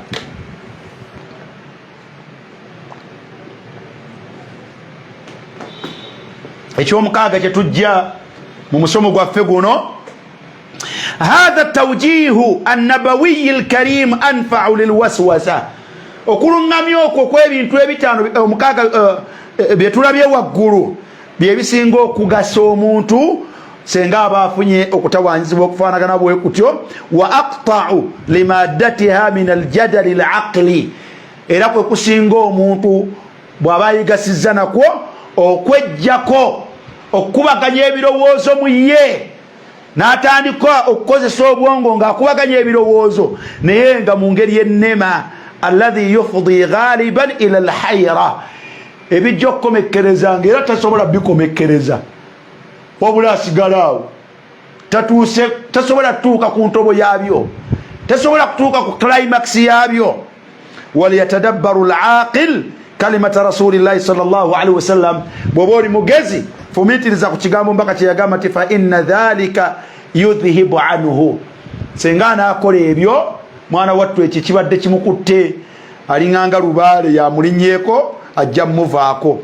faman faala dhalika mukhlisan lillah senga ebyo obikola ddala ng'obikoledde ku nniya eyawula Allah subhanahu wa ta'ala ta'i'an li rasulillah ng'obikoze mu ngeri ddala ng'ogondera omubaka sallallahu alaihi wasallam mukozesa ekkubo eryo fala budda min indihari shaitanihi sitaaniyo ejja kudda emabega ekwensambe yeeyongereyo. tobikola ng'agezesa wala bikole nga ddala obikakasa nti omubaka kyeyakugamba kyeyatulungamya nakyo kyekyebeeyi era kivumula obulwadde obwo. n'ekisembayo kyetujja mu mulyango guno namba 7 وقد كان السلف يتبعون طريق القرآن في قطع مادة الوسوسة balongo fa batukulembera mwana wattu bakozesanga ekkubo eryo okwejjako okubuzaabuzibwa okwo. twala hadithi ya abi zamil hadith erambika nti n'abatukulembera abamu ku balongoofu shaitani yabo yabayagala okubatawaanya nga hadithi ya tata Zamil agamba nti sa'altu ibn Abbas yajja n'abuuza omuwalimu ayitibwa Abdullah ibn Abbas namugamba nti ma shay'un ajiduhu fi sadri. Owange Ibn Abbas, waliwo ekintu kyempulira nga kintawaanya muli. Waliwo ekintu kyempulira nga kintawaanya muli. Ibn Abbas yambuuza ati ma huwa kiki? Tata Samiru kyava mugamba nti wallahi ma atakallamu bihi. Kulayira Allah sijja kigamba. Sijja kigamba naye gwamanya nti nina ekintawaanya muli. Kiki? Nkulayira Allah sisobola kigamba. قال شافا مقال قام مجز مسينغا فقال لي ابو زميل قالت ابن عباس شافا قالت اشيء من الشك وفني موكو بوسا بوسا مقطو فني موكو بوسا بوسا اوريا مولينغو فني موكو بوسا بوسا قال ابو زميل قالت وضحك ناسكررا وضحك ناسكررا قال شباب ومالكم سكرنا مغانتي ما نجا من ذلك احد ما نجا من ذلك احد فالنبي عليه بتتوكا كبريومو اسيتسورو متوكاكو قال حتى في النبي عليه بتتوكاكو mpaka Allah yasiteke ligamba mu suratu Yunus ngabo sahaba nabyo kibatawanya mpaka Allah yasiteka fa in kunta fi shakkin mimma anzalna ilayka fas'al alladhina yaqra'una alkitaba min qablik. Bobo ofunyemu okubuusabuusa osobola okwebuuza kwabo abasoma ebigambo bya Allah subhanahu wa ta'ala, abamanyi okusoma Tawrat nabo abakyamanyi okusoma al-Injil. فقال لي kyavaga nti idha wajadta fi nafsika shay'an, wemala omubulira etteeka eryo anga nti bw'okiwuliranga kizze faqul gambanga huwa al-awwal. etteeka eryo liri mu suratu al-Hadid aya eri 3 number 3 yaga nti bw'owuliranga nga ofunye okutawaanyizibwa okwo soma etteeka eriri mu suratu al-Hadid. Allah yaga nti huwa al-awwal, Allah yeew'olubereberye wal akhir, yeew'olubereberye ng'aliwo yekka nga tewaliwo kintu kyonna. huwa al-awwal, yeew'olubereberye yabeera nga waali naye nga talina kitonde kyonna kye yatonda nga waali awo talina bwetaavu bwabyo. N'amala n'atuuka ekiseera n'asalawo n'abitonda byonna bye mulaba ne bibeerawo, naye ng'olwedde yakoze atya? Abadde waali kenajja atonda byayegadde n'abiteekawo, omuli eggulu, omuli ensi, omuli ebiri mu ggulu n'omu nsi, n'abitonda n'abiteekawo. Wal akhiru, ate era ajja kuddamu akola enkola eyo na byonna bisaanyeewo, byonna bisaanyeewo ate era asigalewo. Ajiringa n'ebitonde bye nga bw'ayagala ajja bisaanyaawo. kullu man alayha fan wa yabqa wajhu rabbik dhul jalali wal ikram, byonna Allah ajja bisaanyaawo. Ng'olaba ne bajibulirwa agenda kubamalawo, abo nagenda bakuza ati mumaleewo ebyo. Ababuuze yali asigaddewo, abuuzo n'amalawo malakul mautu, wakati ani asigadde aganti ya Rabbi wasigaddewo Jibuliru ne Mikairu, wasigaddewo nange omuddu wo omunafu. Nabo abakola atya? La hawla wala quwwata illa billah, bonna bamalewo addeyo nga bwe yaliwo olubereberye nga tewaliwo kitonde kyonna, asigalewo nga yaliwo Allah. Ate oluvannyuma abazzeewo. La hawla wala quwwata illa billah. Bwali malubimala bwabuuze ti ana al-malik, ana al-malik, nze mufuzi. Aina al-muluk, abadde beeyita abebbeeyika mpulira yayogera aliwa nga wallahi huwa al-akhir, ye yaliwo yekka, ebitonde byonna nga abijjeewo. Ate amale alaga obuyinza bwe byonna abizzeewo. La hawla wala quwwata illa billah.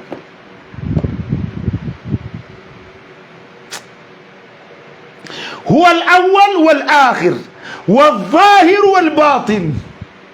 Ayina embeera enneeyolefu bw'otunuulira ku bitonde bye otegeera akweyolekera nga waali. Wal batin, n'embeera enneekusike gy'otamanyiiko era ye Allah. La hawla wala quwwata illa billah wa huwa bikulli shay'in alim. Ate ye okwawukanako n'ebitonde bye byonna abimanyi buli kyonna ekibikwata kabimanyi, buli kyonna ekibiriko yakitambuza, buli kyonna yakifuga. Subhana man la yanam, subhana man la yanam. Amanna bika ya Allah. Allah tukukkiriza. Wa nashtaqu ila ru'yatik. Naye tulimu abo ababulunkanira okukulabako. Tusobozese Allah okukumanya, otusobozese Allah okusinza oluvannyuma lw'okukumanya, okkirize okusinza kwaffe, otuwe omukisa ogukulabako n'ogukusinkana Allah mujjanaye y'emirembe, otutaasa ebibonerezo byo. Mazima ffe Allah ku bibonerezo byo emibiri gyaffe tegisobola. هذا وصلى اللهم على سيدنا محمد وآله وصحبه وسلم. ebyo bye abawalimu bibasobola okutujjira mu mulyango ogwo. Saba Allah subhanahu wa ta'ala tugase nabyo mulundi ogujja tujja kutunuulira omulyango mulala ogutuziyiza okubeeranga tahrimul kahana, oguziyiza okweraguza, wa ityanul kuhan, era okutuziyiza okugenda eri abo abeeraguza n'abalogo, wa tasdiqihim, era okutuziyiza n'okukakasa ebigambo by'abalogo. Olwaleero waliwo abafera, waliwo abazaala kati namugambo yagenda kuzaala doniya. Allahu almustaan, wallahu a'lam. Jazakallahu khayran.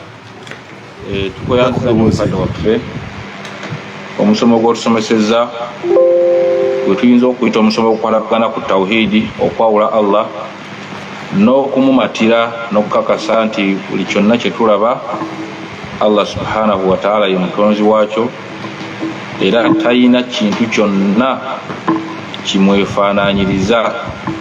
Ne bwe kiba nga bwe ndowoozayo oba obwongo bwo buyinza okuba nga bunafu oba okutegeera okumanya ddala Allah mu butuufu we yaliwa, olina kakasa nti Allah subhanahu wa ta'ala yoyo olina mulabira mu ayati ze, n'okwewala okufuna endowooza yonna eyinza okuba nga esukka ekikomo nebanga obaoliawo ate eyinza okukuseereza n'obanga ogwa mushiriki. Atuwadde eddagala erimu ku mbeera, ku makubo ge tulina okuyitamu ng'otuuseeko endowooza efaanaganako bwetyo. N'olwekyo tubeerenga kubanga tubeera abantu abeegendereza ennyo kakasa bukakasa nti Allah subhanahu wa ta'ala ye mutonzi, talina kimufaanana kyonna. Okwebuuza yaali luddawa, amaaso ge gafaana gatya, ye nga ye yavaawa, yatandikawo atya, ebyo byonna obeera nga osusse ekikomo mu ddiini yo. Barakallahu fiikum. Sebo tukweyanziza nnyo abasomi abayizi, bwabanga waliwo alina ekibuuzo ekikwata ku musomo guno, beera nga oteeka omukono waggulu, naye okwongera okubajjukizaako mwenna abatwegasseeko nti tulina mukadde waffe era omusomesa waffe Sheikh Ismail Sulaiman Nkata yafunye obulwadde, stroke yamukubye, era tugenda kubanga tufuna update okuva ewa Seka Elias Bukko ali mu ddwaliro right now. Mukadde waffe yali okubeera nga ajjanjabibwa insha Allah oluvannyuma lw'abalina ebibuuzo okubanga bamaze okubiyisaawo, then Sheikh Bukko ajja kubeera nga atuwa update okulaba omukadde waffe embeera gy'alimu biidhnillahi tabaraka wa taala. Alina ekibuuzo kyonna ku musomo gwa Sheikh, oba oliawo nekiba nga tekiri ku musomo guno nga kyasigalira ku musomo gwa wiiki ewedde, newe kiba nga kiri bweru wa musomo guno, Seeka ayinza okuba ne choice n'akukkiriza. Bw'aba akukkiriza okukibuuza nga mwetegefu okuwa ansa, insha Allah ajja kubeera nga akuwa ansa ku nsonga eyo biidhnillahi tabaraka wa taala. Tujja gendewa iPhone 2 mbeera nga weesumulula obeere ng'oyisaawo ekibuuzo kyo, amannya newa gyosise n'ekibuuzo kusaba ebibuuzo ojja kubasiibula mangu leero. Seeka ninayo emikono ebiri gyokka, era tukomeko inshallah Nah, Naam, iPhone amanya go. Barakallahu fikum. So tuyanza amanya after Ismail Semandiki. So sika tuyanza okusomesa ngenjo kugenza nanga sijja kulandaga so mbadde mbuuza nti mu mbeera eno y'otusomesezza y'okubeera tufumitiriza Allah tandika kyanga fena bishinti n'abasoko obulungi bwoda tuba victims nsonga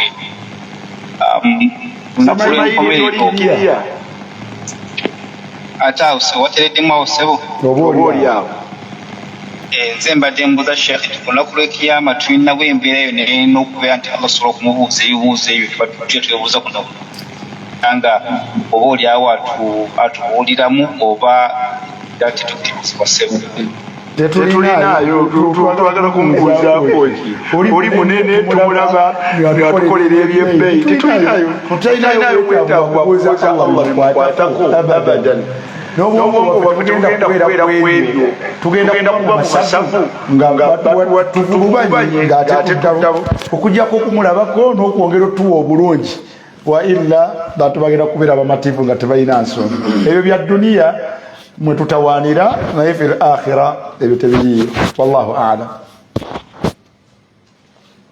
Naam. wavaawa watandikawo otya okonyinyonnyolemu awo ndiiramu awo Allah ayagala yogeraganye naye wali naye barakallahu fik omulabyeko nekikula kyeyo bwosoma kwoyo abuzika bwani yenga obudde obukyewa eyo teriyo eyo ndowooza yawano naye wali tugenda kubeera tusaba Allah tuteeke mu bantu bali mu jjana balaba byewuunyisa omulabyeko nga toddako mwalabako abantu naye kino kifaananyi kya wansi nnyo tekigwana kwogerwako nga twogera ku Allah. Tera okulaba abantu nga balindirira okulaba ku kabaka bano abaganda bano be balina akajanja ennyo babeera ku kkubo naye okumulaba kobulaga ti n'olaba nga bonna bayayaana buyayaanyi mbu balabye ku muntu waabwe fakaifa abakkiriza nga balaba ku Allah ebyo tebiriiyo ndibassanyu lyereere. نسأل الله العفو والعافية.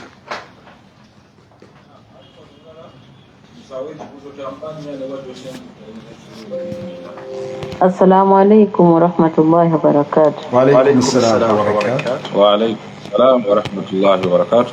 جوهرة مكوايو كفا جوهرة سيكا بارك الله ماما جوهرة فيكم بارك الله. nsaba Allah akuwemu obulungi ya rabbi webale kusoma oli muyinzi mugondiivu mu kiraasi barakallahu fiik. amina ya rabbi. seeka ogenze n'otugamba tugezezzaako okwasa abaana Qur'ani ekyo nekinkwatako nnyo tubakwasa Qur'ani alhamdulillah ne bazikwata naye ng'okuvuunula kale babitegeera naye nga wetubajjiddeyo nga si kale kaŋŋambe nti kubanga bato ate tubakomezaawo wano abakutte Qur'ani bonna balina abaana bonna bato okweyongerako kigenda kubeera kitono okujjako nga bamaze okumalako nomugala nti ate katubaze basome eddiini ekyo nekinkwatako nnyo kati mbuuza abaana ngaabo tubakoze tutya kwa Qur'ani bagikutte ebimu babitegeera nga si nnyo jawhara tebabitegeera twogera ku kyetumanyi walillahi alhamdu walminna tebabitegeera saba Allah subhanahu wa ta'ala atusaasire naye omwana bwomala omusomesa Qur'ani n'agikwata agwana kukwasibwa ekkubo mwana ayita okubeera nga mwerekereze sobola okwerekereza omwana n'omuzza nga bwewali wasalawo okumutwala n'omuteeka niwekuba kumuzza Uganda n'omuzza okakasa nti ajja kuyigirawo bino byakutte ajja kuyigirawo bino byakutte amakulu gaabyo kyabbeeyi omuntu okuteekinga that bitter decision wadde ekalubamu naye you can take it obanga oyagaliza mwana wo bulungi ate esoboka ninayo omwana wa mukwano gwange yasomera eyo ewammwe n'atuuka ndowooza bamugiyitaani leve eyo mugiyita haya mubiyita mutya omwana n'akyusa omwana nno nga yavuga kitaawe n'akyusa naga nti nze njagala kusoma busiraamu yasookera kusoma Qur'ani Allah n'amuwaffaqa n'agikwata wamala ogikwata walilahi alhamdu naga nti nteekwa okusoma bino n'abaako engeri byakonekitinga olwaleero asoma ewammwe eyo ku online ng'asoma olwaleero mu kulliyatul hadith online Madina University. Tibali abantu mwana wattu bisoboka naye abantu abali mu nsi ezo essira balitadde nnyo kukwasa obukwasa abaana Qur'an naye bwe bamala okubakwasa Qur'an kyekiddako ne bafaanagana tugenda kubeera n'abantu abafaanagana ng'abo abayahudi mathalu alladhina humilu tawrata thumma lam yahmiluha abasitula tawrati naye ate ne batagisitula bagirina mu mutwe naye tibamanyi egamba ki Allah yagamba ekifaananyi ekyo kibi yabafaanaga yaraga kamathali lhimar bafaanaganira ddala endogoyi yahmilu asfara yeetikka yeetisse naye nga temanyi biki ebiri mu mugugu gye yeetisse aga ti biisa mathalu lqawm kifaananyi ekyo kibi enamu aba Qur'an temufaanagana bwe mutyo waliyo abantu bemwenyumiririzaamu naye n'otuuka okulaba byakolanga binakuwaza kati naye nokkane nomwana wattu yakwata Qur'ani oyo akwata Qur'an hafidhul Qur'an naye ate mulaba musaakozi za basiyazi kati naye bwasoma Qur'ani ate weewuunya akwata Qur'an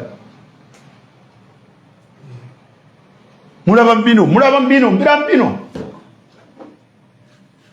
omuntu bw'akwata Qur'an n'atamanya makulu gaayo kyaba akoze kati ate omugimukwasizza ku myaka mito agenda okuyita mu buvubukangavu muraja oyo ogolaba si mwangu okujjako ng'olimu mulayini musobola okugukolera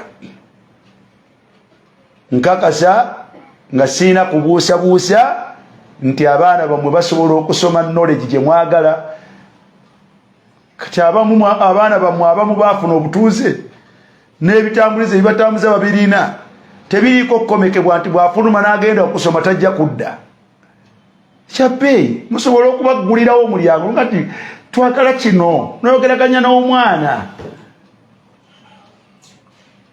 kwoyo Allah gw'aba amugondezza n'amukkakkanya n'abeera nga mubasomesa entuufu naye okubakwasa Qur'an tekijja kumala gye batamanyi makulu temujja kumala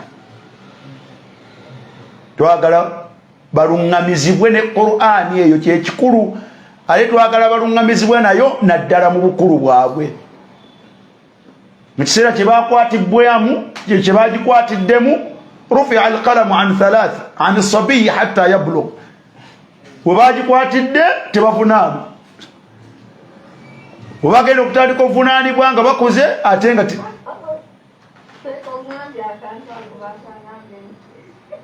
kakike bakugambye omwana ono ngazanya nnyo kamukwate munzigyeko kati mutwalire bwakenda zazanya nnyo Nanya jaje sinkubulira omwana Qur'ani omutaba akwata iyo. Teba iye kagati nawo kinzi. Yanga mati omwana aba akwata iyo kale mwebazadde kumwagazisa. Abatanatuuka kufuwa ngala kikyaliko. Emyaka 13 14 okudda waggulu awo aba atandise okumanya nti kino nkyagala. Ye gyali badde emyaka emirungi okukwatirako Qur'ani. Naye kati kano kogambye nti bakwatidde emyaka mu butuufu egy'okubaagazisa. Allah tukwatireko ya Rabbi. Nze mwina omwana wa mwannyinazi okutandika okusoma kwako katwala mu tahafidhi kagimalako naye kabeerawo mukuzanya kwako era olaba enjawulo yaako kalina ate bakulu baako bo bagikwata bamaze primary ate olaba enjawulo nnene kali ne bikaliko tekabitegeekana ate bano bba abaliko abasuumuseemu baate obwongo bwabwe bwangu bwakudirectinga so Allah atuwa okusalawo okulungi wallahu a'lam.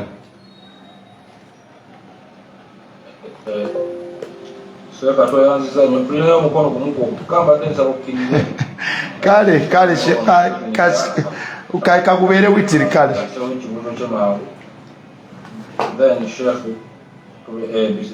Ramula ekibuuzo amannya ne wajja osinzidde n'ekibuuzo ky'omubwango bwekitalo seeka tumusiibule biidhinillah. Sister Ramula.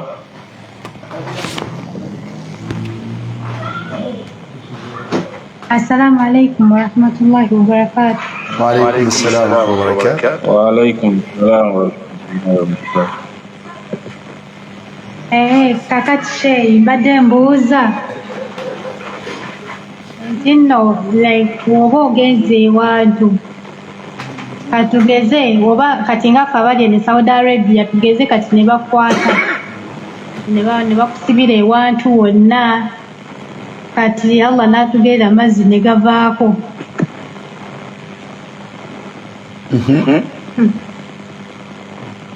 Ramula